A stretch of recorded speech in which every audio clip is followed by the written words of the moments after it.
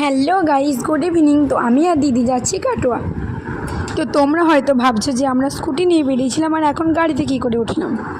আব্বু কাজের জন্য বাড়ি থেকে সকাল 6টায় বেরিয়েছিল আর এখন সন্ধ্যে 6টা বাজছে।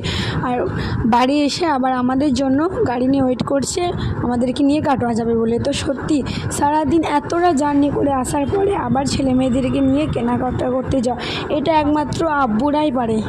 আর আমরা কাটোয়া পৌঁছে গেলাম। সত্যি রাত্রে কাটোয়াটা কত সুন্দর লাগছে। তো আমরা এসেছিলাম জুয়েলারি কিনতে, আর আমার আব্বু কদিন আগে অর্ডার দিয়ে গেছিলো আর আজকে যাচ্ছি সেটা আনতে।